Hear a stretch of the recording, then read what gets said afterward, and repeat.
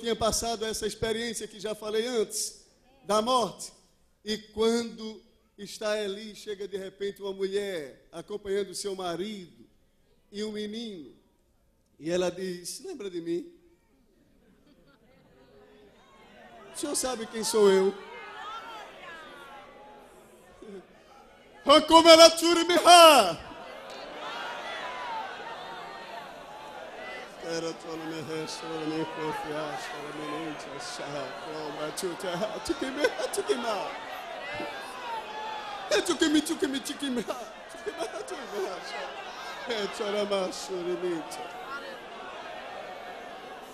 sabes quem sou eu, Eli?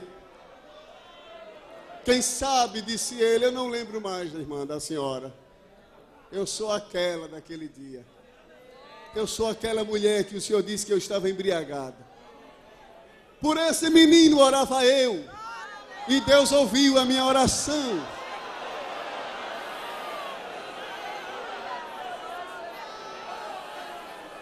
E eu vim trazer ele aqui para ficar contigo. Para ficar comigo, sim. Ele agora vai ficar aqui. Porque eu disse a Deus que se tu me deres, eu te darei de volta. Aí eu vim trazer. Eu vim cumprir o meu voto.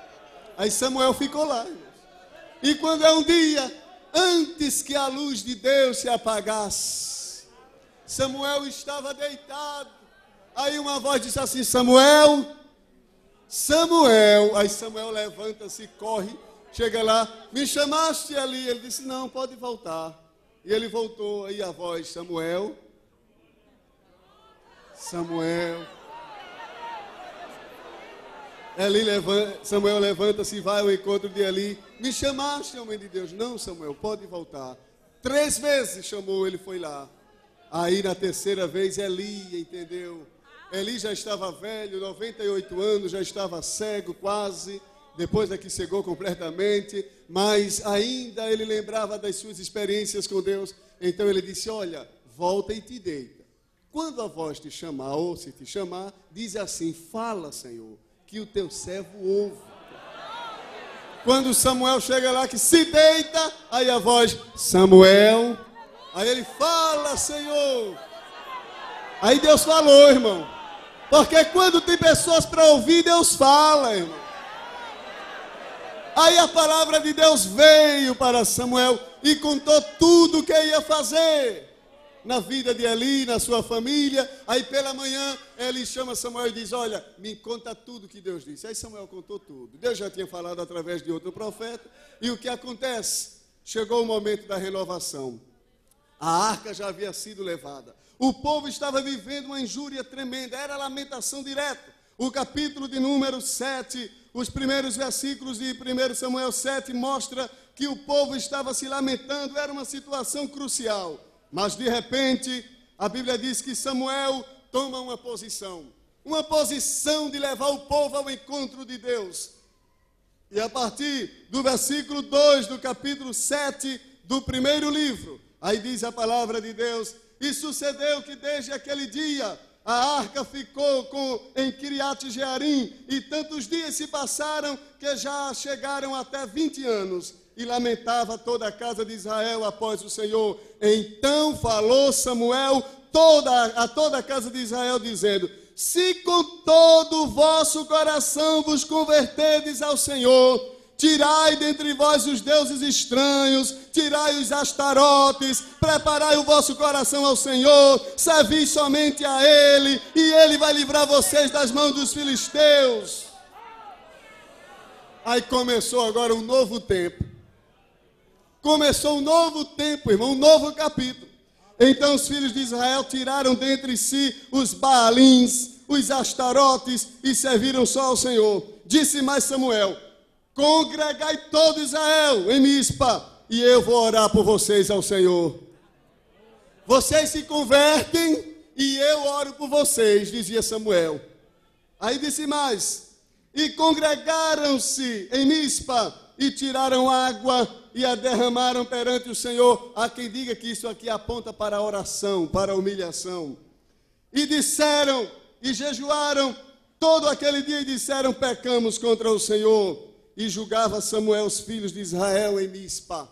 Irmãos, desencadeou-se uma renovação espiritual tão grande através dessas atitudes da conversão e arrependimento do povo, da oração e jejum de Samuel e o povo e sua humilhação diante de Deus. E através da adoração, conforme diz o versículo 9, que Samuel ofereceu holocausto a Deus, isto fala de adoração. E quando o povo se humilhou, quando o povo confessou e tirou todos os deuses estranhos no meio de si, e Samuel orou a Deus, aí as bênçãos começaram a descer. Sabe o que aconteceu? Houve uma alegria tão grande no meio do povo, que os filisteus ficaram ouvindo assim. Aí disseram, está um barulho lá no arraial dos judeus, dos hebreus. Aí disseram, antes que esse negócio se torne mais forte, vamos logo acabar com a festa dos israelitas. Aí levantaram-se e vieram para destruir Israel. Quando eles tomaram a decisão de vir pelejar contra Israel, foi justamente dentro do tempo que Samuel tomou a decisão de clamar por Israel. Olha, irmãos, quando a oração chega, não tem nada que Deus não faça. Quando chega a oração sincera diante de Deus. Quando Samuel começou a orar, os filisteus vão chegando, aí sabe o que Deus fez? Deus trovejou. A Bíblia diz que houve trovoadas para todo lado e Deus aterrou. Deus aterrou os filisteus e os que ficaram correram. E o povo de Deus julgou aquela situação, pelejou contra eles, venceram a todos e ainda reconquistaram as cidades, reconquistaram as demais coisas que os filisteus haviam tomado e haviam levado para si. Irmãos, quando Deus vê humilhação, quando Deus vê humildade, quando Deus vê quebrantamento na vida do seu povo, Deus restitui aquilo que foi perdido, Deus traz de volta. Eu queria muito que todo esse Brasil ouvisse esta simples mensagem e que todos começassem a fazer como essa igreja tem feito. Muita gente pergunta por onde a gente passa neste mundo afora, qual é o segredo da igreja do Recife e do estado de Pernambuco, qual é o segredo do crescimento? Não é muita coisa. Quando eu passo a avaliar, a fazer uma avaliação para descobrir qual é o segredo dessa igreja, eu só vejo dentre tantas duas: palavra e oração. Palavra e oração. Você vem aqui na segunda, tem palavra. Vai durante o dia nas igrejas, tem oração. Aí é oração de dia e mensagem de noite. Aí o Senhor abre o céu, batiza com o Espírito Santo, salva, cura, liberta. Não precisa fazer nada, irmãos. Não precisa fazer show para atrair. Não precisa criar novos métodos extravagantes para juntar o povo. Não precisa. É só fazer isso. Mensagem e oração. Oração e mensagem. E o Espírito Santo, ele usa isso aí e toca nos corações e vai congregando e vai juntando e vai chegando. O que foi que atraiu o povo lá no cenáculo? Qual era a atração que tinha lá no cenáculo? Estavam todos reunidos e sentados no mesmo lugar. Aí de repente veio do céu um som. Quando tem esse som, o povo se junta. Quando tem esse som, os demônios correm. Quando vem esse som, batismo aparece, dons espirituais, profecia, cura divina, libertação, portas abertas. Irmãos, não precisa muita coisa. A igreja não precisa muita coisa, é só isso mesmo. Evangelho é só isso aqui mesmo, irmão. Não precisa criar nada, não. É só isso. É 90 anos de lenha no altar e fogo descendo, lenha no altar, fogo descendo. E deixa assim, deixa assim. Deixa assim, vai continuar assim. Eu estou lembrando que quando eu era criança, mais do que sou, né? Eu estava um dia em casa reunido à noite com os meus irmãos. Os irmãos sabem que a gente tem muitos irmãos, tem 16 vivos, né? E eu lembro que naquela noite eu disse assim, com os da minha idade mais ou menos, eu disse assim: vamos brincar de culto? Aí as meninas disseram: vamos. Aí um dizia assim: eu sou o presbítero. As meninas diziam, eu sou a dirigente do ciclo de oração. Era uma coisa séria aquilo ali. E eu lembro que a gente fez uma brincadeira de culto. Estavam presentes, lembro como hoje, as filhas da irmã Maria Soares, as filhas do pastor Salviano Francisco de Santana. E estavam presentes eu e alguns irmãos meus. Hoje, pastor Elci não estava em Moreno estudando, ele estudava em uma escola em Moreno, mas chegou depois também e participou daquele culto. E eu lembro que começamos a brincar de culto, colocamos umas cadeiras assim. A nossa família era muito simples, muito pobre. Meu pai um barbeiro, minha mãe uma costureira, trabalhava ali para a irmã Lia, o Epitácio, que aí está. E a gente ficou ali sentado e começamos a cantar. Dava oportunidade a um, dava oportunidade a outro. A gente via como era na igreja. Aí a gente foi aprendendo. Aí, de repente, eu lembro como se fosse agora, irmãos. Oh, glória a Deus.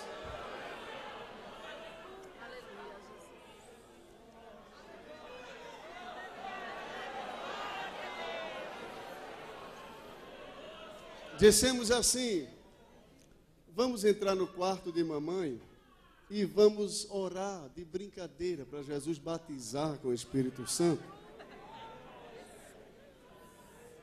E entramos, tinha umas 15 crianças, de 10 a 15. Entramos no quarto de mamãe, rodeamos a cama e ficaram todos de joelho ali. E a gente via no círculo de oração e começamos a fazer igualzinho. Aí um dizia assim, confirma. O outro dizia, manda mais. O outro dizia assim, glória, glória. Irmão, Jesus não brinca de culto. Jesus, ele vem para o culto, ele aquece os corações, ele batiza de verdade, ele cura e liberta mesmo quando ele encontra humildade, quebrantamento, ele age, irmão. E eu lembro que de repente, começou um barulho de línguas estranhas nas crianças, começaram a falar em línguas, e eu lembro que Deus levantou uma das crianças em profecia e profetizou para todos ali. De repente chega o pastor Elci, na época um adolescente, quando entra, Deus fala com ele também. O fogo pegou na frente lá de casa, tinha uma televisão pública na praça, o povo deixou a televisão e correu para ver o que era que tinha lá em casa. O pastor Salviano foi lá em casa para ver o que era o poder de Deus que estava caindo, era o Espírito Santo que estava operando. Ele é o mesmo, ele continua sendo o mesmo. O segredo dessa igreja é esse, não precisa muita coisa, é orar, é a palavra, é a mensagem. Um dia eu ia andando aqui nas ruas do Recife e liguei o rádio na RBN, foi no horário da mensagem do pastor. E quando eu liguei, comecei a ouvir a mensagem, não sei como eu não bati. Que eu comecei a me deleitar com a mensagem, irmão, e fui me desligando do trânsito. Mas ali, naquela hora que eu ia ouvindo a mensagem, Deus falou comigo uma palavra. Deus disse assim para mim, só disse isso. Uma voz. Deus disse isso a mim. Uma voz. Eu disse uma voz. Uma voz. Fiquei assim. Aí Deus disse, é uma voz que está falando. Come reta comitiva, sinto que me ama. Deus tem levantado uma voz aqui, irmãos. Esta igreja, através do pastor aqui, é uma voz nesta cidade. É uma voz neste Brasil. É uma voz deste mundo, é uma voz. Enquanto muitos líderes têm afrouxado, com medo de perder o povo, com medo de não sei de que. Eu tive uma vez em um estado e eu vi tanta coisa errada em uma igreja e me deram a oportunidade para falar. Eu era menos experiente do que hoje, aí eu falei naquele dia, mas falei mesmo com gosto. Quando eu terminei, aí o pastor me chamou assim à parte e disse assim, olha, irmão, o senhor vai ficar quantos dias aqui? Eu disse uns 12. Ele disse, olha, temos muitas igrejas para o senhor visitar. Agora, isso que o senhor viu aqui, ele disse a mim, eu ouvi, irmãos, isso que eu estou dizendo, eu ouvi. Ele disse, sabe por que o senhor vê isso aqui? Porque se a gente disser aqui, não faça isso, aí a pessoa vai para aquela outra igreja, porque ele lá faz isso e faz mais outras coisas. Irmãos, não precisa disso. Eu vejo aqui a segurança doutrinária do pastor aqui, e quanto mais doutrina, mais essa igreja cresce. Quanto mais doutrina,